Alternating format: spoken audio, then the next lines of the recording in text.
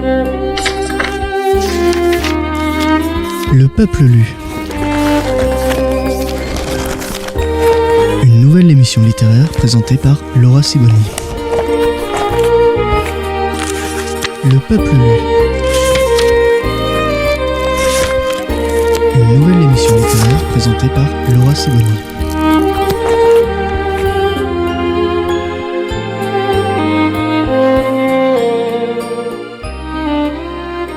Bonjour et bienvenue dans Le Peuple lu, le rendez-vous littéraire qui met en lumière les écrivains juifs du XXe siècle.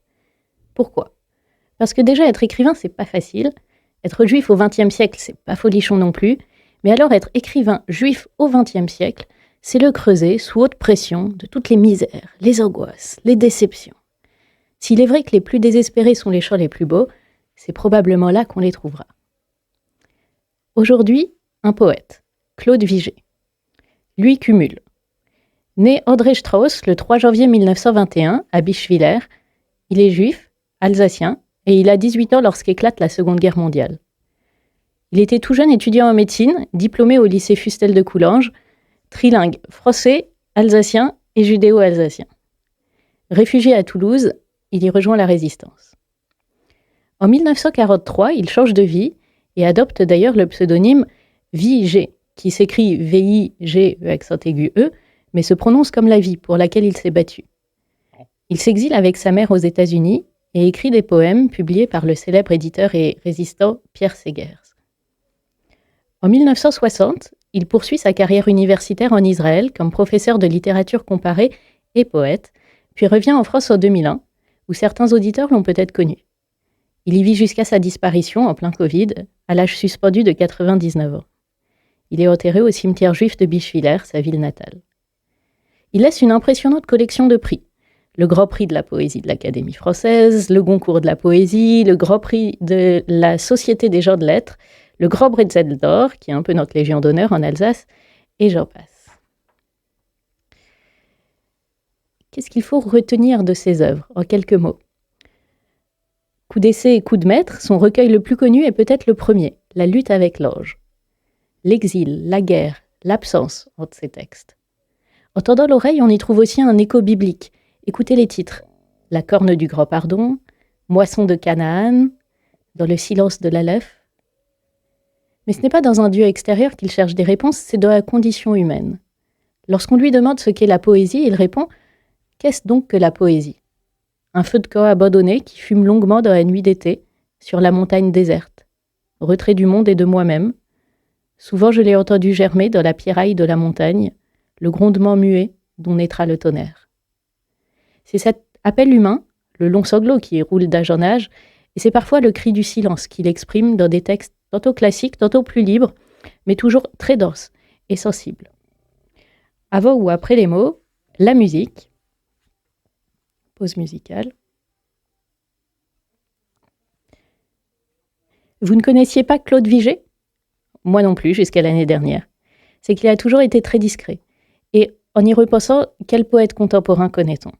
Ce n'est même pas évident que la poésie se lise. Elle se vit, elle s'écrit, elle se dit quelquefois ou se chante, mais la lire ? Et c'est ce qui est singulier avec Claude Vigée, c'est le seul auteur dont on m'a plus décrit la personnalité que les œuvres. Pas de personnage, pas de narrateur, il tient lieu de tout, il nous donne à voir l'âme humaine, abstraite de son histoire.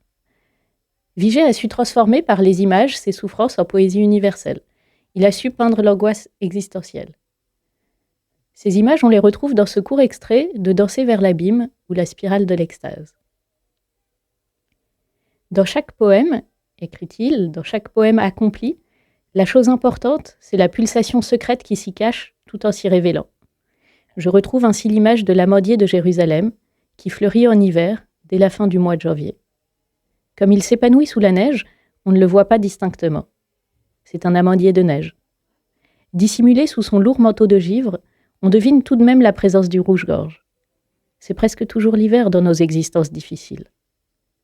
Au tréfonds de cet hiver, pour qui sait l'écouter un instant, chante le rouge-gorge, perché entre les fleurs blanches dans l'amandier invisible. Il chante tout seul pour la grande nuit muette qui l'engloutit, sous le ciel étranger.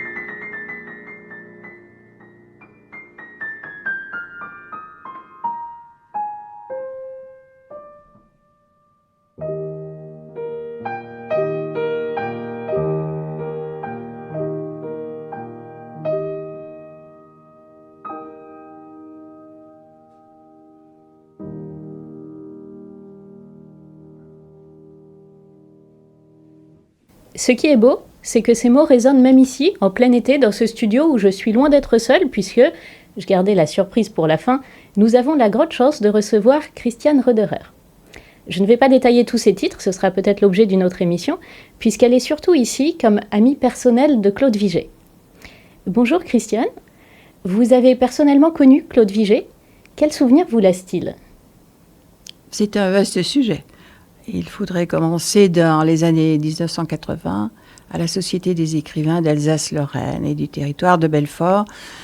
Et c'est une rencontre assez incongrue puisque j'avais fait un voyage avec Monseigneur Bockel en Palestine. Et donc j'étais très attachée à ça et lorsque j'ai rencontré ce rôdeur des frontières, je le suis aussi un tout petit peu. Eh bien, ça a été, je dois dire, non pas un coup de foudre, mais un coup de foudre dans le sens faire attention à l'autre.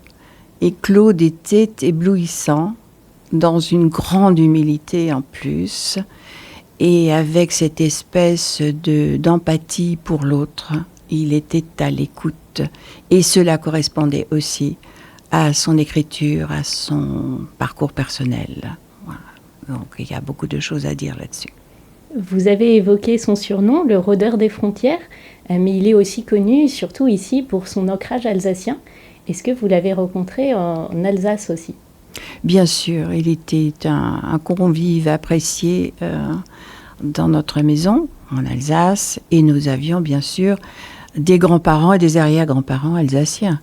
Il parlait mieux l'alsacien que moi, avec un autre accent, mais nous avions cet amour de l'Alsace que nous partagions, et il m'a beaucoup ému quand il parlait notamment de son grand-père.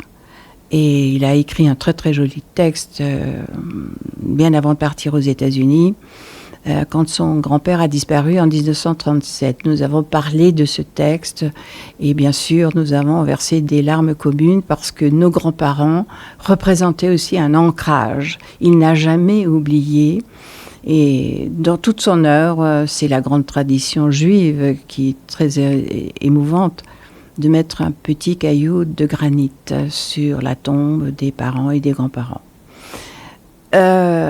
En fait, son œuvre, c'est effectivement une rencontre de toutes sortes de mémoires.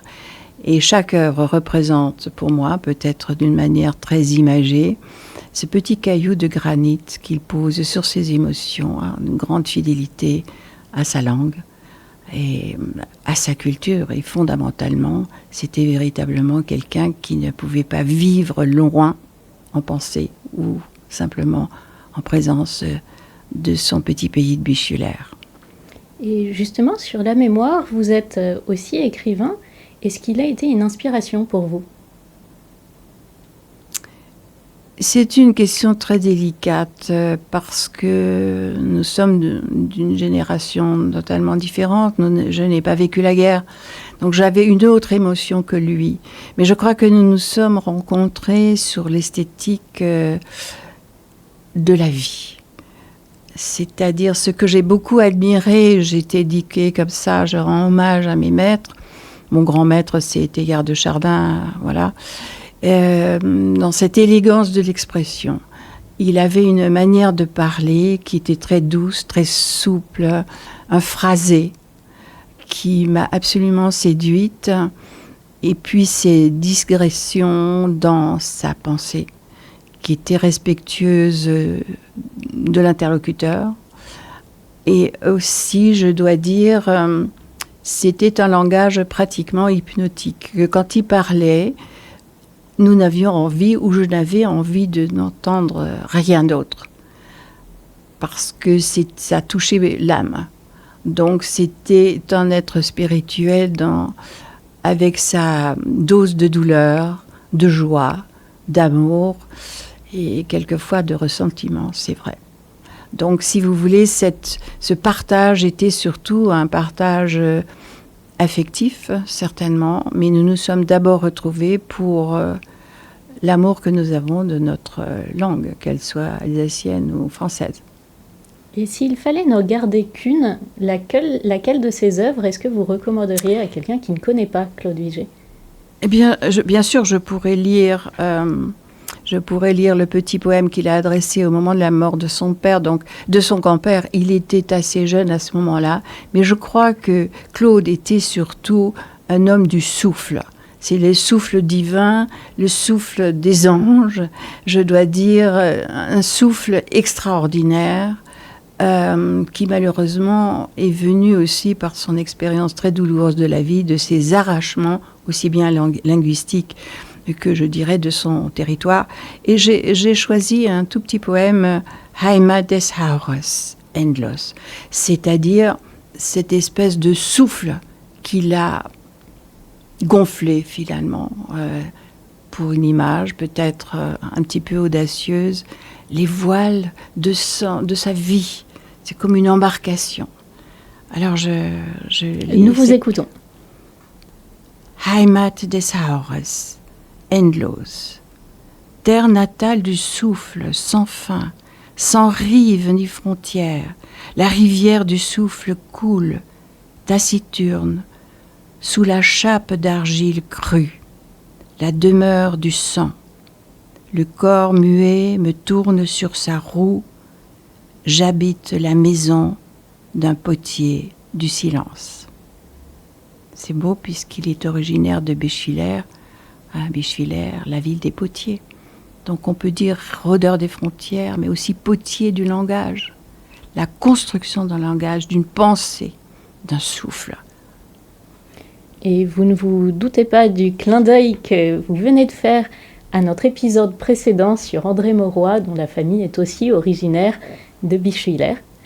Et évidemment, il y a un lien de Claude Vigée avec toute cette tradition des écrivains juifs du XXe siècle. Je vous remercie beaucoup, Christiane Roederer, pour votre témoignage, pour votre très émouvante lecture de Claude Vigée.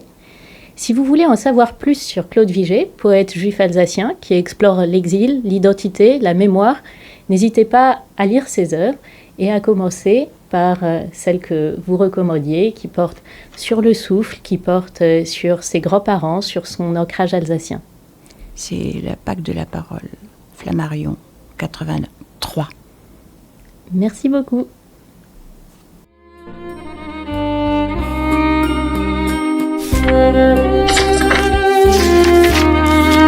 Le peuple lu.